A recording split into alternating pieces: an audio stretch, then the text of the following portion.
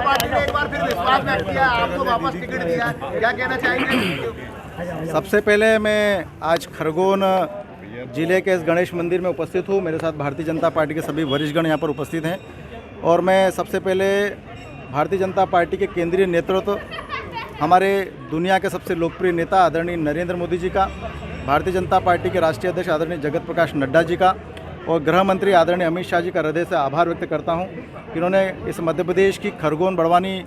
आरक्षित अनुसूचित जनजाति की लोकसभा पर मुझे पुनः दूसरी बार भारतीय जनता पार्टी का प्रत्याशी बनाया है। मैं खरगोन बड़वानी लोकसभा के लाखों लाख कार्यकर्ताओं की ओर से, हमारी जनता की ओर से केंद्रीय नेतृत्व का आभार व्यक्त करता हूं और इस अवसर पर पुनः एक बार सेवा करने का अवसर मुझे क्षेत्र के विकास के लिए और क्षेत्र की जनता के लिए दिया है और इसलिए उस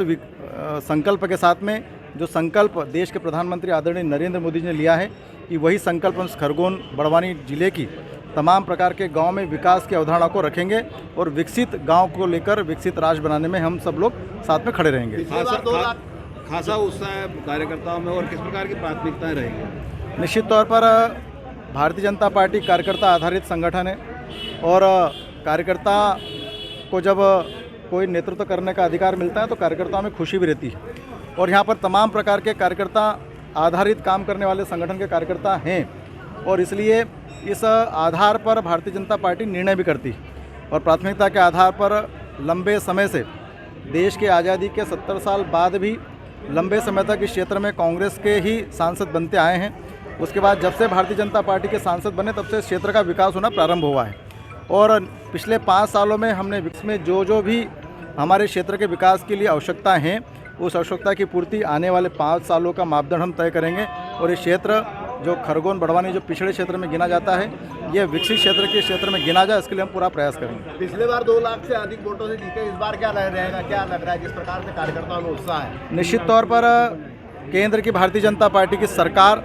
और केंद्र के मुखिया आदरणीय नरेंद्र मोदी जी के प्रति जनता को ज़बरदस्त विश्वास है और विश्वास के आधार पर पिछले 10 सालों तक इस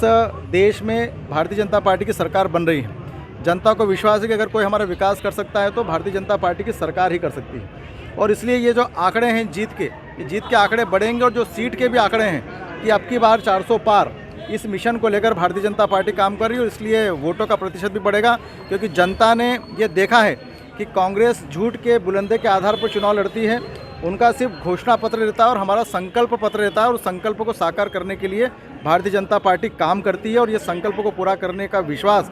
देश की जनता, क्षेत्र की जनता को, और इसलिए निश्चित तौर पर पुराना आंकड़ा से ज़्यादा इस बार जनता का आशीर्वाद हमको मिलेगा और जनता के आशीर्वाद से पुनः देश के प्रधानमंत्री आदरणीय नरेंद्र मोदी जी प्रधानमंत्री बनेंगे। शुरुआती 5 नामों में आपका नाम था। खरगोन को बड़ी सौगात भारतीय जनता पार्टी ने मुझे आशीर्वाद दिया है और प्राथमिकता के तौर पर इस क्षेत्र में हम जितना विकास काम करना चाहिए